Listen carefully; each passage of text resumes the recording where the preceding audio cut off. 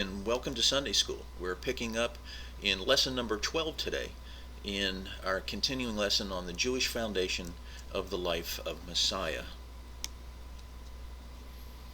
As our lessons begin here, we are still under the major heading, the controversy over the king. And we're looking at the different power that the Messiah has. And the first thing we're going to look at is his power over nature. And I'm going to be reading from Mark chapter 4, verses 35 through 41, if you want to follow along. The major heading in my Bible says, Jesus calms a storm. On that day, when evening had come, he said to them, "Let us go across to the other side." And leaving the crowd, they took him with them in the boat, just as he was, and other boats were with him. And a great windstorm arose, and the waves were breaking into the boat, so that the boat was already filling. But he was in the stern, asleep on a cushion. And they woke him and said to him, "Teacher, do you not care that we are perishing?" And he awoke and rebuked the wind and said to the sea, "Peace, be still." And the wind ceased, and there was a great calm. And he said to them, "Why are you so afraid? Have you still no faith?" And they were filled with great fear, and said with one another, "Who is this, that even the wind and the sea obey him?" So Jesus is now following a new pattern for his miracles. We had talked about this earlier. They are for the purpose of training the 12 apostles rather than convincing Israel that he is the Messiah. If you noticed in this passage we just read in Mark in verse 35, the passage begins, "And on that day, when evening had come," showing that it's still the same day that the Pharisees had rejected Jesus as Messiah. So the discussion question here is, can you recall what happened on that day so far? Well, it's actually been a very busy day. A lot has happened. In the beginning of the day, Jesus' friends tried to lay hold on him. The most important event is that the unpardonable sin was committed, namely that Israel's leaders officially rejected Jesus as Messiah. Thirdly, the Pharisees demanded a sign, and they received judgment. Fourth, Jesus then unfolded the secrets of the mystery kingdom that began upon the Pharisees' rejection in the form of the 9 parables that we went over. And then finally, in the middle of that day, Jesus' family tried to see him. So it's not surprising that Jesus would be exhausted on that day, and he fell into a deep sleep on the boat. So in going across the Sea of Galilee, a storm hits, a tempest, one severe enough that the apostles fear for their lives. Must have been rather significant, because remember, these men were fishermen, so they're used to the wind and the waves out on the sea. So in going across the sea, the apostles come to waken Jesus. And in verse 39, Jesus rebukes the wind. In the Greek, he literally muzzled the wind, and a great calm came over the sea. And then he asked them, "Why are you fearful?" And the next verse says, "They feared exceedingly." There are 2 different forms of the word fear in Greek. The first one is like a cowardly fear, and the second fear is more like that of awe. And the apostles experienced both forms of this fear. The word in Mark 4:40 means a cowardly fear, and in verse 41 it means an awesome fear. And then they ask, "What manner of man is this?" They are in awe of who Jesus is. So, discussion question here. What lesson do you think Jesus is teaching his disciples through this experience?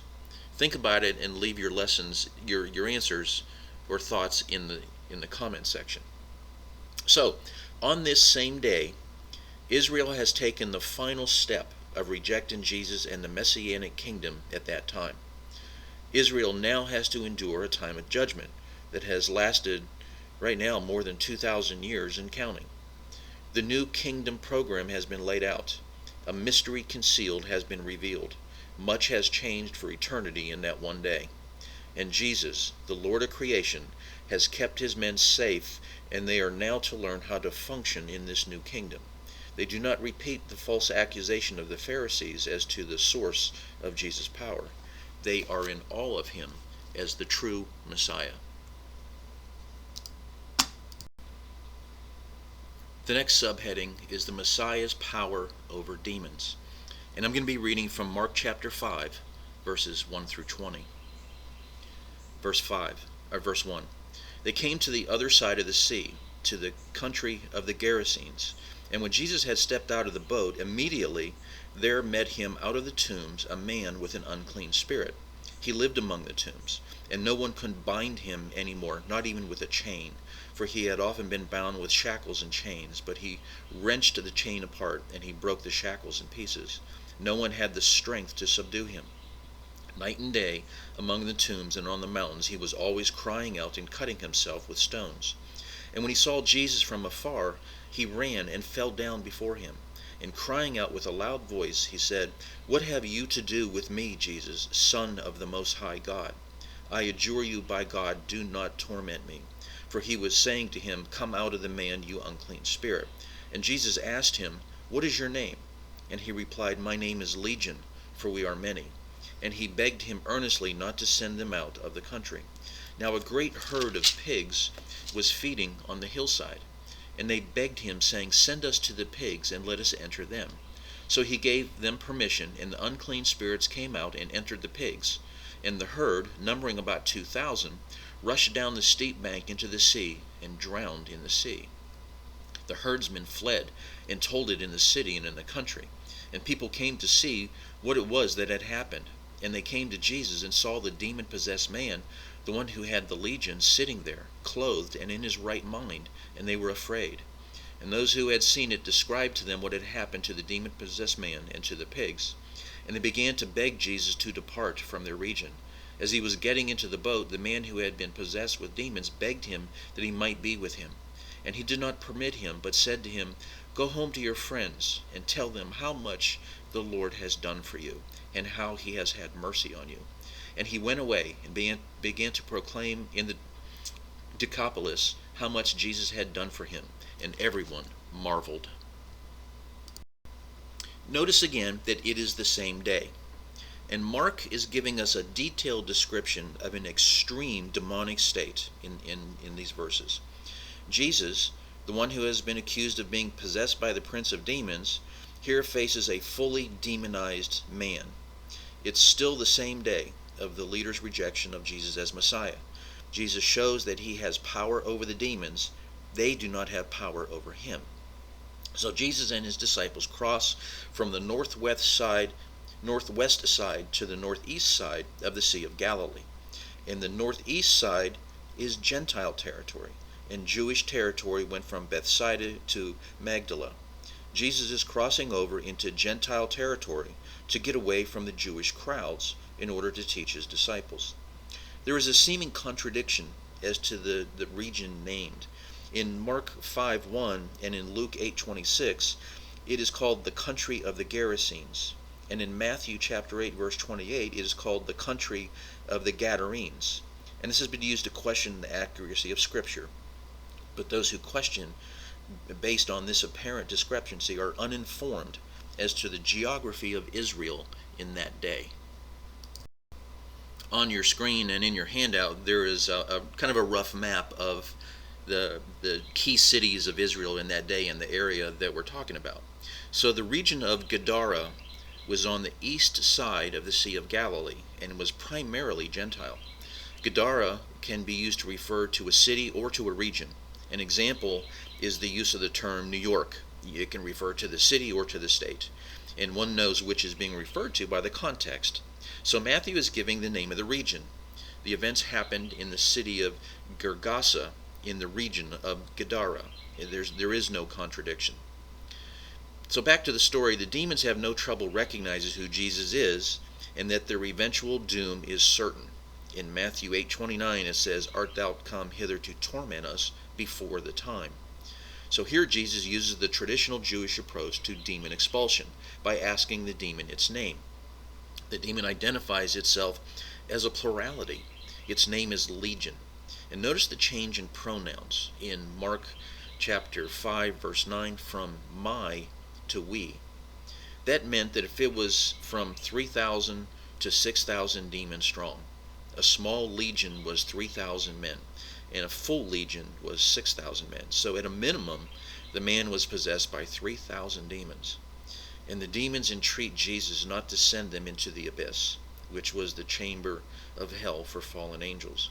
And we're going to examine the specifics of the regions of hell in depth when we get a little bit later on in the lesson, especially in the story when we get to the story of the rich man and Lazarus.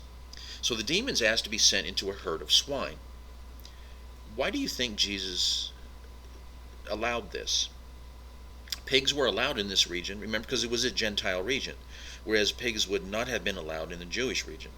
So Jesus allows them into the swine. The swine all run into the Sea of Galilee and commit suicide. Evidently, those animals could not tolerate the presence of the demons.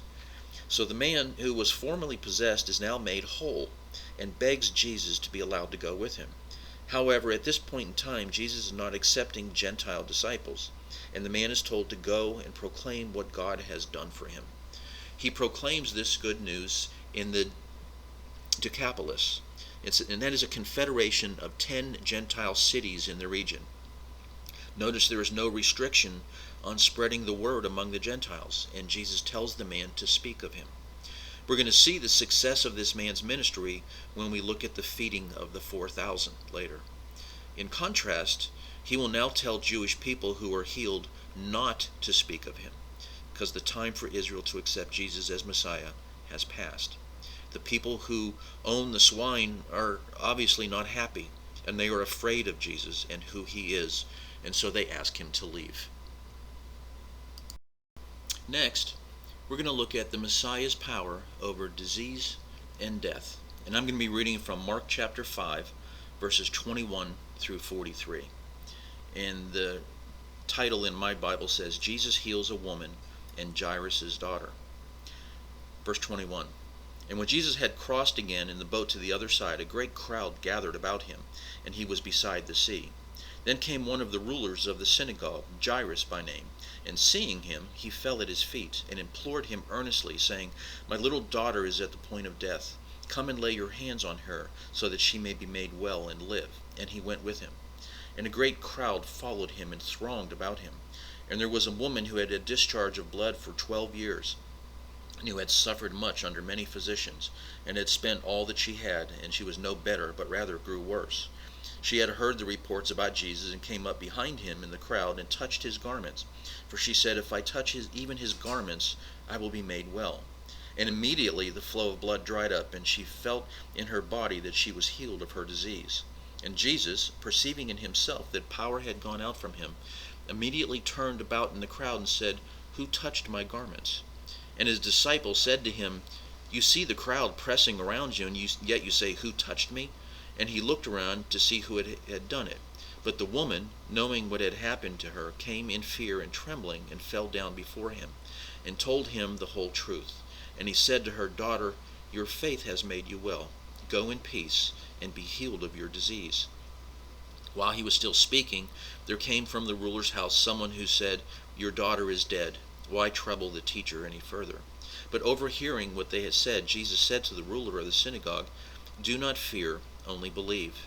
And he allowed no one to follow him except Peter and James and John, the brother of James. They came to the house of the ruler of the synagogue, and Jesus saw a commotion, people weeping and wailing loudly. And when he had entered, he said to them, Why are you making a commotion and weeping? The child is not dead, but sleeping. And they laughed at him. But he put them all outside, and took the child's father and mother and those who were with him, and went in where the child was. Taking her by the hand, he said to her, Talitha cumi, which means, Little girl, I say to you, arise. And immediately the girl got up and began walking, for she was 12 years of age, and they were immediately overcome with amazement. And he strictly charged them that no one should know this, and told them to give her something to eat. Okay, for the disciples, this is a lesson in Jesus' power. For the woman in Jairus, it is a lesson in faith. Jesus had crossed back to the Jewish side of the Sea of Galilee, and a synagogue ruler named Jairus came to Jesus and pleads for him to come and heal his 12-year-old daughter. The synagogue ruler believes in him, and Jesus now only does miracles for those who have personal faith in him. The people throng to Jesus. The Greek has pressed upon him almost to the point of suffocation. So Jesus was in a packed crowd with many, many people touching him. So on the way, Jesus is touched by a woman who has a blood disorder, and she's had it for 12 years. So according to Leviticus chapter 15, verses 19 through 32, this would have made her permanently ceremoniously unclean. And Mark points out that the woman had suffered under many physicians and had bankrupted herself trying to be healed of her infirmity. Notice that Luke, the physician, drops the reference to having suffered many things at the hand of many physicians. And the Luke passage in that, if you want to read it, is Luke chapter 8, verses 40 to 56. So the woman touched the borders of his garment, which according to the Mosaic law would have been tassels. So she would have touched the tassels of his garments.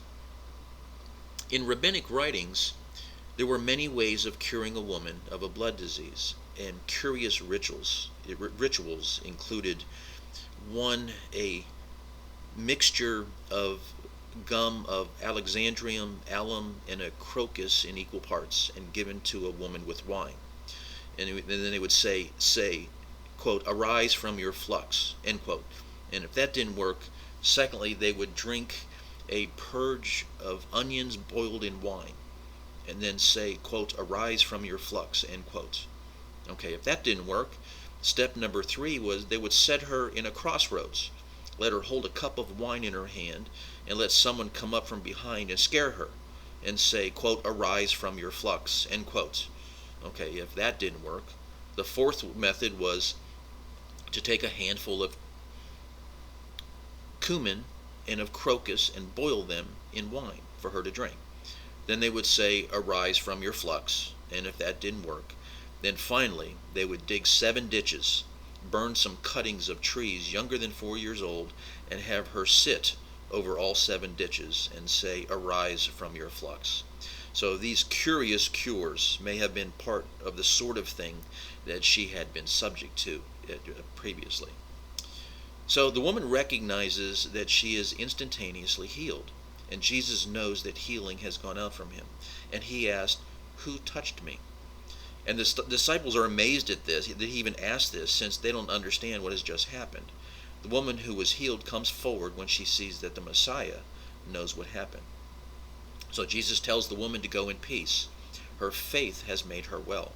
He corrects the woman's theology in that it was her faith that made her whole, not her touching of his garment. So this incident causes a delay, and the message comes that the daughter of the synagogue ruler has died. Jesus reassures Jairus, saying, fear not, only believe. So Jairus has just witnessed a miracle of healing. Perhaps that is a help for him to believe that Jesus can still save his newly dead daughter. So Jesus travels to Jairus' house and asks the crowd why they were making such a commotion. And they laugh at him, and he disperses the crowd. So he goes into the child with the parents and 3 of his disciples. And the miracle is done in private, as he is no longer doing public miracles for the nation of Israel. And he says to her in Aramaic, rise up. So, discussion question. How does this resurrection fit the new pattern of performing miracles? And then secondly, can you remember what changes Jesus made in his ministry since the leaders rejected his messiahship? Well, let's review the second question there. What are some of the changes in Jesus' ministry? And this is a review of what we had talked about earlier. First, signs. Signs will no longer be used for the purpose of bringing Israel to making a decision. They will be used to train the disciples for their coming ministry. The change is from signs for the nation to signs for the disciples. Second, miracles in 2 facets. First, prior to the rejection, when Jesus healed someone, there was no requirement for the individual to have personal faith, because the miracle was for the purpose of witnessing Jesus' claims to Israel as being the Messiah. The change is from multitudes without faith to individuals with faith. And secondly, regarding miracles, when Jesus healed anyone prior to the rejection, he told them to proclaim the great things that God had done for them. The change from tell everyone to tell no one. Thirdly, his message. Jesus had proclaimed his message of messiahship in synagogues and cities. Now, he will tell his disciples to tell no one who he is. The change is from proclamation of his messiahship to silence about his messiahship. And then fourth, his teaching method. Before the rejection, he taught clearly so that the people would understand. Now, as we saw last week, he teaches in parables, and the change is from clear teaching to parabolic teaching.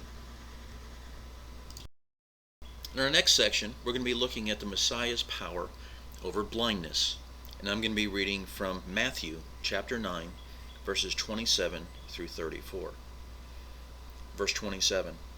And as Jesus passed on from there, 2 blind men followed him, crying aloud, "Have mercy on us, Son of David."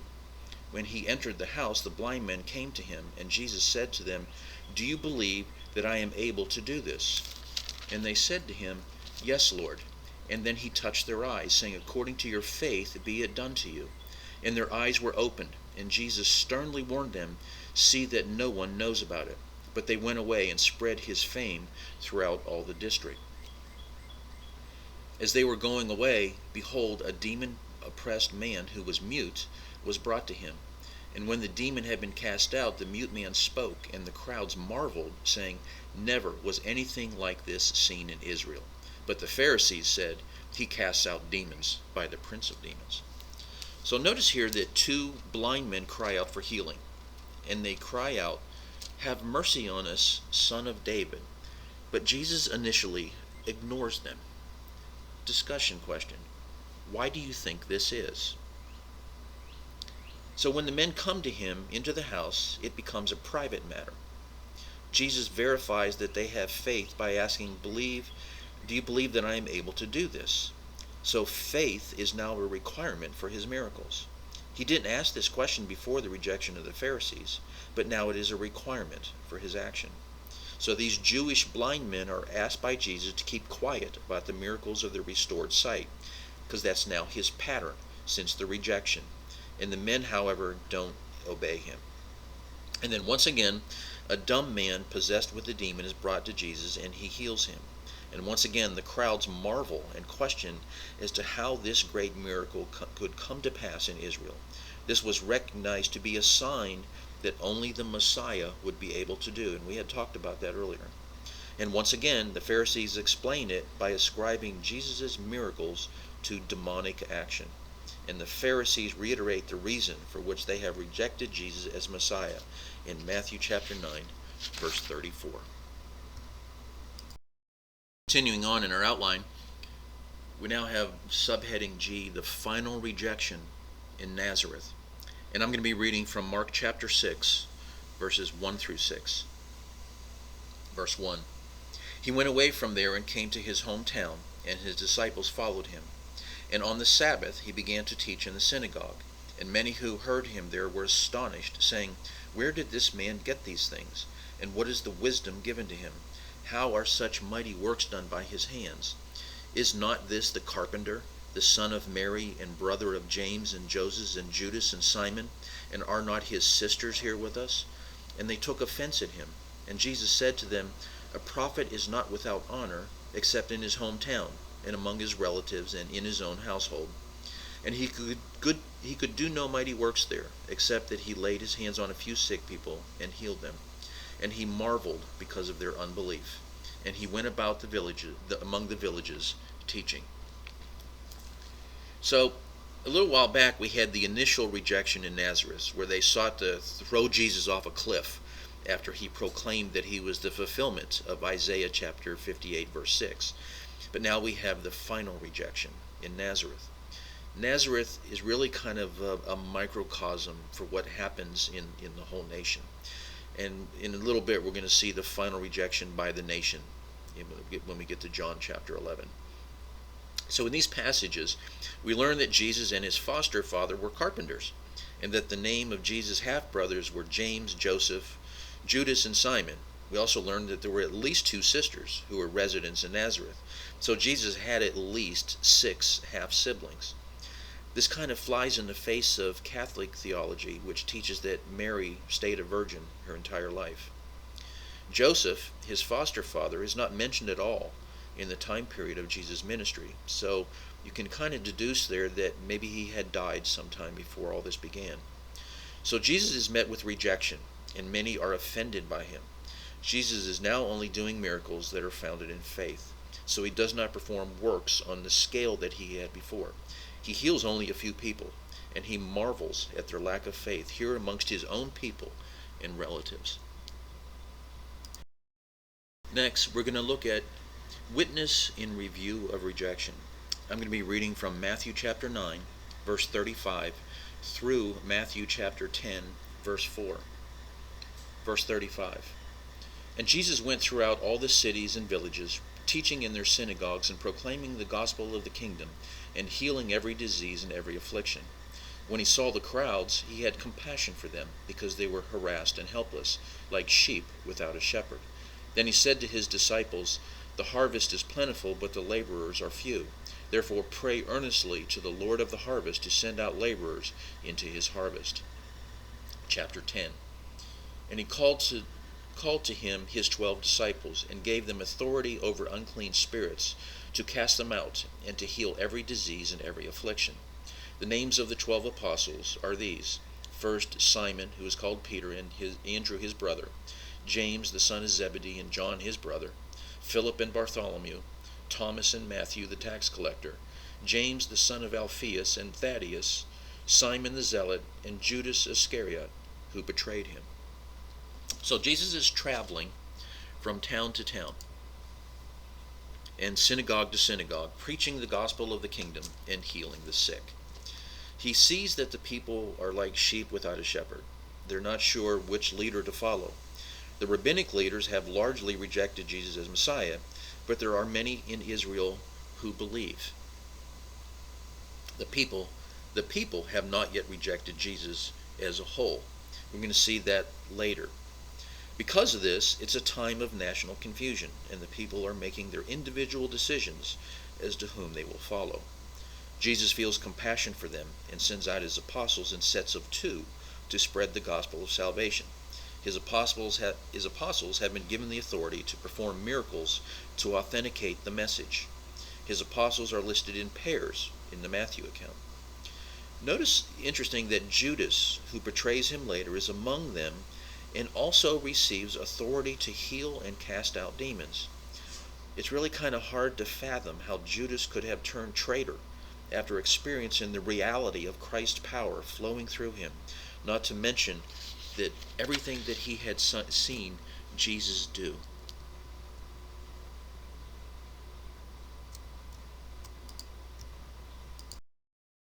Next, we're looking at some of the practical instructions that Jesus gives his apostles for their missionary adventures.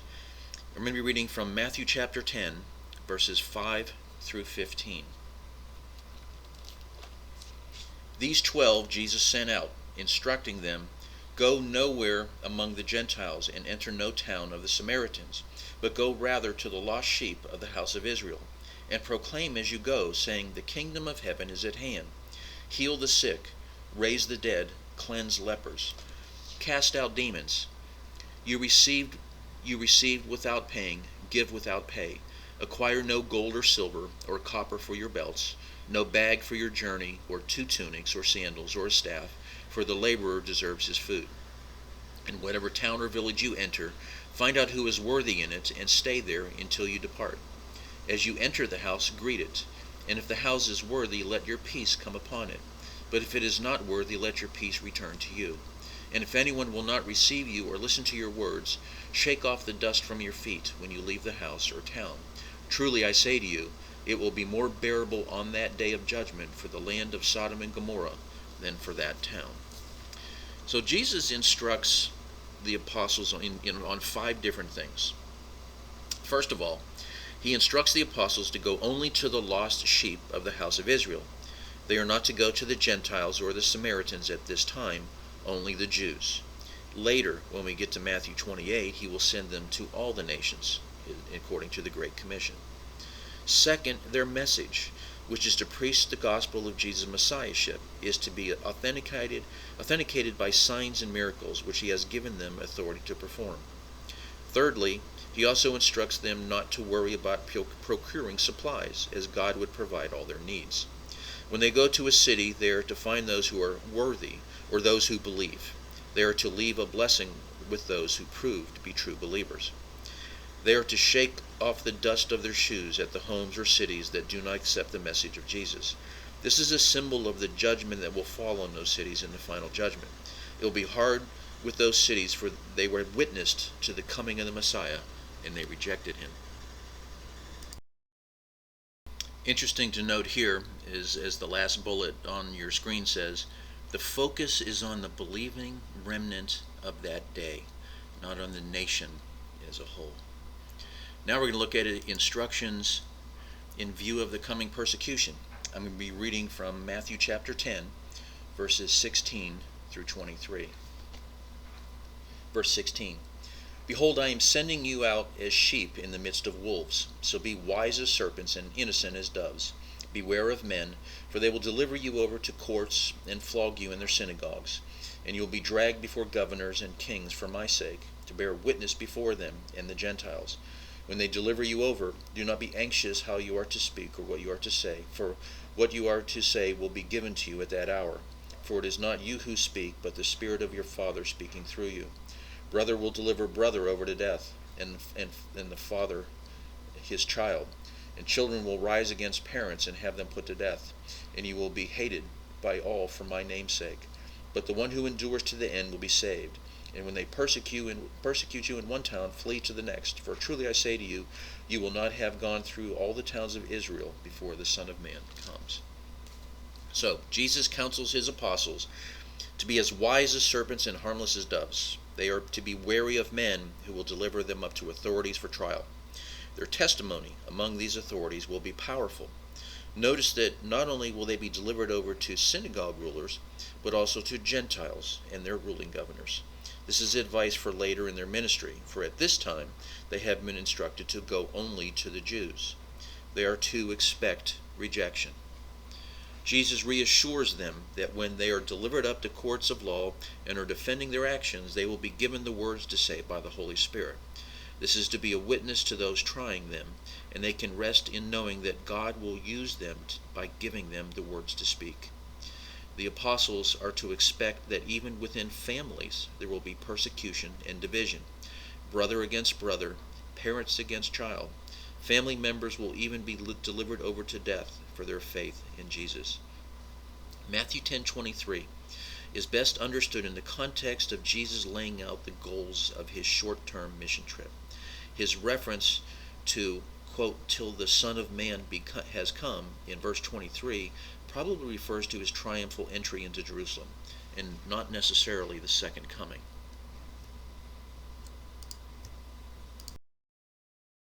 On with instructions in view of rejection, I'm going to be reading from Matthew chapter 10, verses 24 through 33. A disciple is not above his teacher, nor a servant above his master. It is enough for the disciple to be like his teacher, and the servant like his master. If they have called the master of the house Beelzebul, how much more will they malign those of his household? So have no fear of them, for nothing is covered that will not be revealed, or hidden that will not be made known.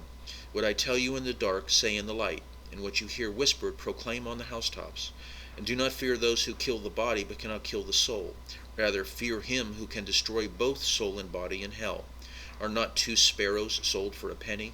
And not one of them will fall to the ground apart from your Father. But even the hairs of your head are all numbered. Fear not, therefore you are of more value than many sparrows. So everyone who acknowledges me before men, I will also acknowledge before my Father who is in heaven. But whoever denies me before men, I will also deny before my Father who is in heaven.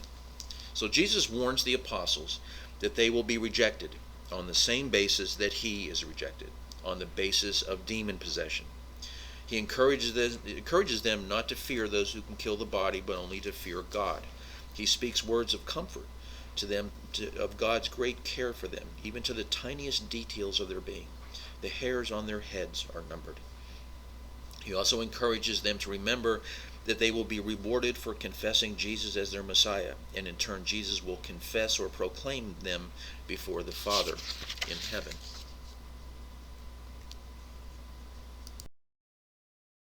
Results of the rejection. I'm going to be reading from Matthew chapter 10, verses 34 through 39. Do not think that I have come to bring peace to the earth. I have not come to bring peace, but a sword. For I have come to set a man against his father, and a daughter against her mother, and a daughter-in-law against her mother-in-law. And a person's enemies will be those of his own household. Whoever loves father or mother more than me is not worthy of me, and whoever loves son or daughter more than me is not worthy of me. And whoever does not take his cross and follow me is not worthy of me. Whoever finds his life will lose it. Whoever loses his life for my sake will find it. So if the nation of Israel had accepted Jesus as Messiah, peace and unity would have been the state of the families in Israel. But because they rejected him, they would now have to suffer division and a sword. Families would be torn apart by dissent about the Messiah. And in this passage, Jesus is warning those who would follow him that they must hold their new allegiance to Messiah above their allegiance to family members. Well, here's a discussion question. It's something we had talked about earlier. Going back to Luke chapter 2, when Simeon gave his prophecy. And I'm going to read that again. That's Luke chapter 2, verses 29 to 35. This is when the child Jesus was presented at the temple. Verse 29, this is Simeon's prophecy. Lord, now you are letting your servant depart in peace, according to your word. For my eyes have seen your salvation, that you have prepared in the presence of all peoples a light for revelation to the Gentiles, and for glory to your people Israel. And his father and his mother marveled at what was said about him. And Simeon blessed them, and said to Mary his mother, Behold, this child is appointed for the fall and rising of many in Israel, and for a sign that is opposed. And a sword will pierce through your own soul also, so that thoughts from many hearts may be revealed. So looking back at that and what we just read, how do these two passages relate? I'll be interested to see your comments in the comment section. So even now, when a Jewish person becomes a believer and faces their family, they face internal persecution and ultimately separation from their loved ones. Jewish relatives may count them as dead and reject them entirely. Words for those who accept. I'm going to be reading Matthew chapter 10, verses 40 to 42. Whoever receives you receives me, and whoever receives me receives him who sent me. The one who receives a prophet because he is a prophet will receive a prophet's reward. And the one who receives a righteous person because he is a righteous person will receive a righteous person's reward. And whoever gives one of these little ones even a cup of cold water because he is a disciple, truly I say to you, he will by no means lose his reward.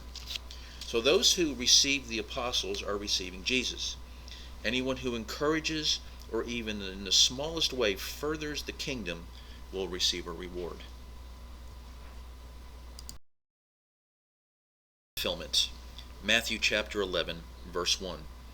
When Jesus had finished instructing his 12 disciples, he went on from there to teach and preach in their cities. So Jesus' apostles obeyed the Lord, and they all dispersed to teach, heal, and proclaim the gospel in the cities of Israel. It was now each individual's responsibility to accept Jesus as his or her Messiah, even though the nation of Israel did not. Up this section of the controversy over the king with the subheading, the death of the herald. And I'm going to be reading from Mark chapter 6, verses 14 through 29.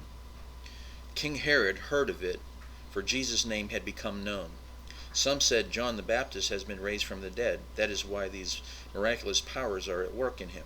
But others said he is Elijah, and others said he is a prophet, like one of the prophets of old. But when Herod heard of it, he said, John, whom I beheaded, has been raised. For it was Herod who had sent and seized John, and bound him in prison for the sake of Herodias, his brother Philip's wife, because he had married her. For John had said to Herod, It is not lawful for you to have your brother's wife. And Herodias had a grudge against him, and wanted to put him to death. But she could not, for Herod feared John, knowing that he was a righteous and holy man, and he kept him safe. When he heard him, he was greatly perplexed, and yet he heard him gladly. But an opportunity came when Herod, on his birthday, gave a banquet for his nobles and military commanders and the leading men of Galilee. For when Herodias' daughter came in and danced, she pleased Herod and his guests. And the king said to the girl, "Ask me for whatever you wish, and I will give it to you." And he vowed to her, "Whatever you ask me, I will give you, up to half of my kingdom." And she went out and said to her mother, "For what should I ask?" And she said, "The head of John the Baptist." And she came in immediately with haste to the king and asked, saying, "I want you to give me at once the head of John the Baptist on a platter." And the king was exceedingly sorry. But because of his oaths and his guests, he did not want to break his word to her. And immediately the king sent an executioner with orders to bring John's head. He went and beheaded him in the prison, and brought his head on a platter, and gave it to the girl, and the girl gave it to her mother. When his disciples heard of it, they came and took his body and laid it in a tomb. In jail for almost 2 years. And this was for a longer time than he had been in active ministry, which had been for about 12 to 14 months. His total time for ministry was 3 years, just like Jesus. Jail for criticizing the marriage of Herodias to Herod Antipas. Herod Antipas was one of the sons of Herod the Great, who had ordered the death of all children under the age of 2 in Bethlehem. Herod Aristobulus, one of the sons of Herod the Great by Mirmani, Herod's favorite wife, whom he nevertheless killed, was the father of Herodias. She was married first to her uncle, Herod Philip. This was a violation of Levitical law, and was actually considered incest. It was by this husband that she had a daughter, Salome, who performed the dance that resulted in John the Baptist's death. When Herod Philip's stepbrother visited them, Herodias became his mistress and left Philip for Herod Antipas. Herod Antipas divorced his Nabatean wife in order to marry Herodias. Herodias was guilty of triple adultery according to Levitical law, as well as incest. Herodias was vengeful against John the Baptist for calling attention to this fact. Herod Antipas kept John in prison. Still, he seemed to have had respect for John and was unwilling to have him put to death. Herodias has to trick Herod Antipas into killing John the Baptist, and Salome was her tool for doing it. John was killed for personal reasons, but the public charge was political, according to Josephus' writings. Herod Antipas and Herodias were later exiled to Gaul after a political misstep. Salome followed in her mother's incestuous footsteps and married her uncle, Philip, tetrarch of Trachonius, and later married her cousin, Aristobulus, son of another Herod, king of Challis. According to Leviticus chapter 18, verses 12 through 16, and Leviticus chapter 20, verses 19 to 21, it was forbidden to marry an aunt or an uncle.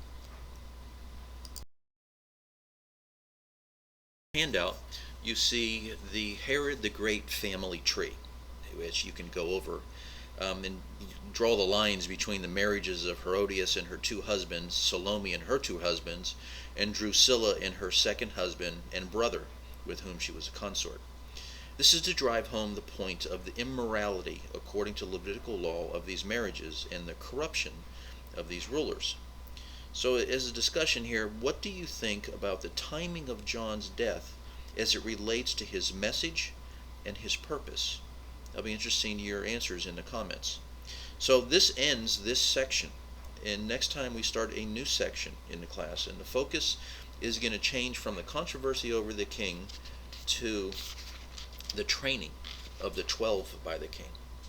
And it's going to change from the controversy surrounding Jesus' messianic claims to his mission in training the 12 disciples for their ministry. And we're going to kick off next week with the feeding of the 5,000.